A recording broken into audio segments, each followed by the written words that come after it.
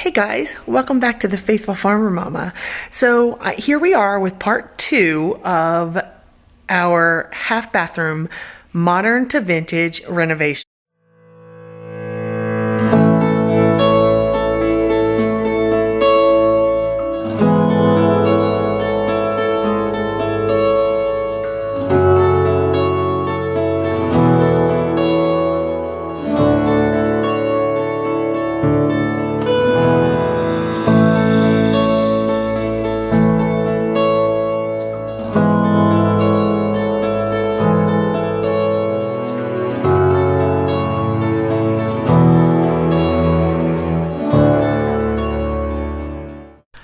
So before we get started, please go down below if you're new to my channel and click the subscribe button along with the little bell so that you don't miss any of our upcoming videos. We got a lot going on here on the farmhouse and I don't want you to miss any of that.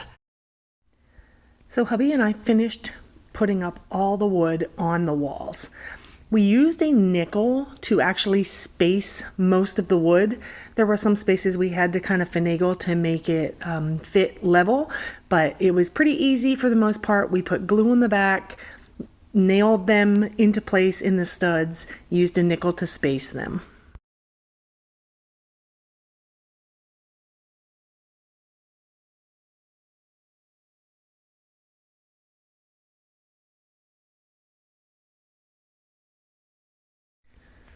Then it was time to paint in between all of the slats and grooves.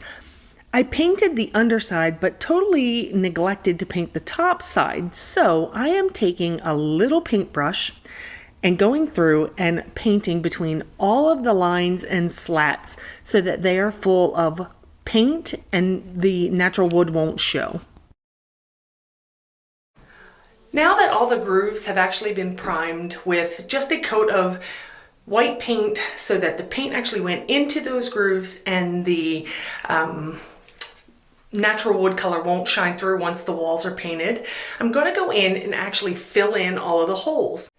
As you can see, there's not a ton of holes, but there are some holes in the walls where the nails were actually shot in here and that's what's holding them onto the studs. So my goal is to actually come back and fill all of those holes so that they are more sleek and clean. So I did a little bit of a test sample here. You can kind of see that there are no holes in here. It is just a simple little filling in the hole and then painting over it. And then this will get another coat of paint.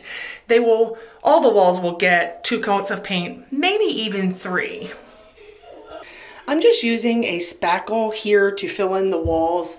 I know they have wood spackle and all kinds of other spackle, but I just chose this is vinyl spackle. I don't even know what it's for, to be honest with you. I just put some on my finger like this, and then this is how technical it is for me. I come over these holes just like this, and I'm going to fill them all in with just a blob from my finger. And then I actually come back and wipe off all the excess so that these holes will all be gone after I paint. The goal is to have clean, sleek lines while still keeping the integrity of all of these lines here, but actually to have it smooth everywhere else.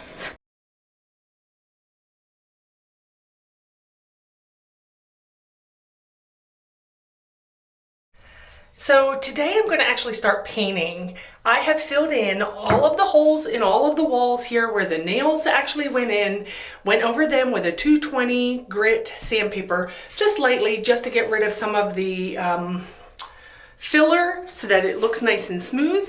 And the only thing I have to actually cut in with this would be the ceiling section. I probably should have painted those boards before I started, but I might even paint the ceiling because there's a couple spots that it looks like someone has hit it, so there's brown things and like scratches, and I'm not really sure yet what I'm going to do up there, but I am going to actually cut in back here along the roof line and all the way around. So that's what we're up to today. So here you see me cutting in up around the corners, but eventually I will paint the whole ceiling the same color.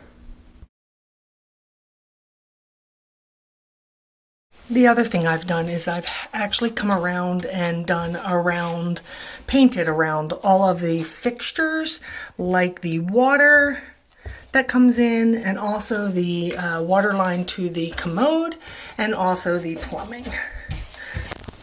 I've also done around the electrical sockets so that they will be easier to roll around as well.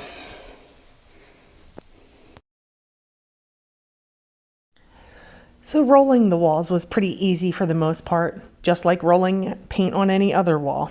The only thing with this is the paint is a little thicker, so of course it's trying to fill in the holes. So I just took my little razor blade and went in between the lines and just got the paint out. It worked beautifully because all of my lines are still there. So today I'm going to test fit the tile just to see how to lay them out. And I just wanted to kind of show you, this is the tile that I bought. They are a hex tile. They're a little larger than the old antique small ones, but they just come in sheets. I cut the top part off of here so I can show you. They come in sheets and they have like a mesh on the back to keep them together. But if a piece is too long, it's easy just to pull these off just by taking it off of the mesh. So I'm just going to fit it and see how it fits in the bathroom. So I laid 2 rows across to see which was going to actually lay better. These here are laid longwise from side to side, and these are actually laid this way, top to bottom. You can see the difference here if I show you. They both fit all the way across just about. The vertical or horizontal lay, they're a little bit too close in spots, so I would still have to remove some here, and I'd have to cut tile. Here, when I lay, you can see the molding here where it goes under. This actually fits perfectly underneath this one here, and even with the space between the tiles here, I will still have to cut off some tile here. I'd have to take off 2 rows to make this fit perfectly, but I won't have to cut any tile because with the molding here, it actually covers up the holes. So the vertical lay is actually better. So I'm going to try to dry fit the whole room and see how it goes. Although it may seem like lots of work over and over and over again, one of the things with the tile that I have found, especially tile like this, is you have to kind of move it around and reposition it quite a few times. I laid this whole thing out and then realized, I was like, well, this just isn't laying right. So then I started here up against the wall and started moving things around, and it worked so much better. You'll see here again, I move things again to fit and then adjust. That is why we did a dry fit.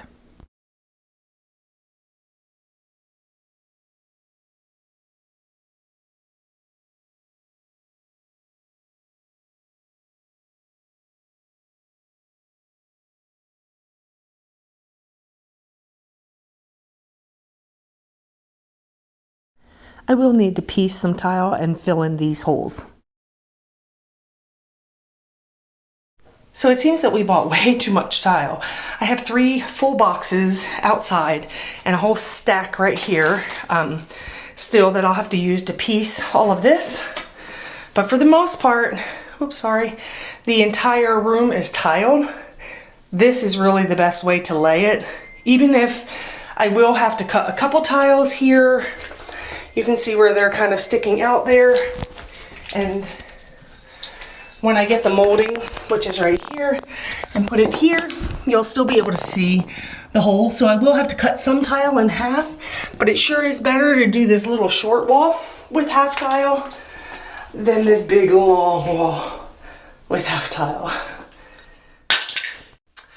Well, that's it for today. Part 3 and probably part 4 and 5 will be coming up soon.